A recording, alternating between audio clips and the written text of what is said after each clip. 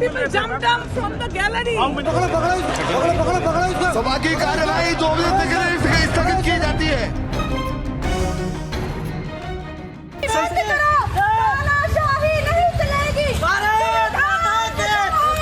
भ्रष्टाचार नहीं चलेगा, तानाशाही बंद करो।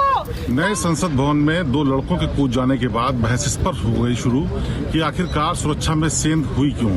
हालांकि नया जो सेंट्रल विस्टा बना हुआ है हमारे ठीक पीछे, उसमें सुरक्षा के इतने पुख्ता इंतजाम है कि कोई ऐसे नहीं जा सकता। इससे पहले भी जो सुरक्षा के इंतजाम थे बहुत पुख्ता थे।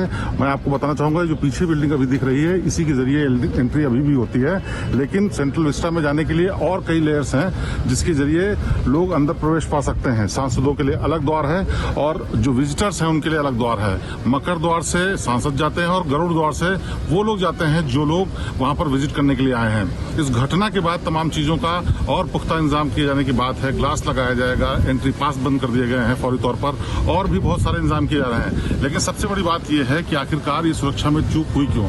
दरअसल कई वजह हैं उसकी। एक तो वजह यह कि जब नई बिल्डिंग्स में शिफ्ट हुआ उस दौरान जो सुरक्षा थी उतनी दुरुस्त करने की कोशिश अभी चल ही रही थी, उसी बीच में सेशन शुरू हो गया पहली। और दूसरी बात यह है कि जो यहाँ पर सुरक्षा उपकरण है वो बेशक बहुत नई तकनीक वाले हैं, लेकिन वो अभी पूरी तरह से इम्प्लीमेंट नहीं हो पाए। और इससे पहले 15 साल पहले जो सुरक्षा के उपकरण लगाए गए थे उन्हीं का इस्तेमाल अभी भी होता है, और इस सब के चलते भी एक बड़ी चूक हुई। हालांकि फिर भी ये किसी भी तरीके से जस्टिफाइड नहीं है कि कैसे लोग स्मोक बॉम्ब लेकर के अंदर चले गए और उसके बाद लोगों को पता नहीं चला। फिलहाल इन सब मामले में अभी जांच की जा रही है, लेकिन ये जो बना हुआ सेंट्रल विस्टा है इसके अंदर ऐसी लेयर्स हैं जांच की, सुरक्षा की, जिसके पार पाना लोगों के लिए बहुत मुश्किल है। बावजूद इसके ये लोग न सिर्फ अंदर गए बल्कि वहां पर जो सदन है उसके भीतर कूद करके स्मोक बम को फोड़ने में भी कामयाब रहे। सेंट्रल विस्टा में एंट्री के लिए जो आंखों का रेटिना है उसको भी स्कैन करने और उसके अलावा बायोमेट्रिक मशीनें भी लगी हैं। हालांकि सारी मशीनें अभी ऑपरेशनल नहीं हैं, और जिन सांसदों या विजिटर्स को जहां जहां तक जाने की इजाजत है उनको वहां तक जाने के लिए ही बायोमेट्रिक से अलाउ किया गया। यानी जो जहां तक जाने की इजाजत लेकर के आता है उसके बाद ही वहां पर उसके आगे नहीं जा सकता।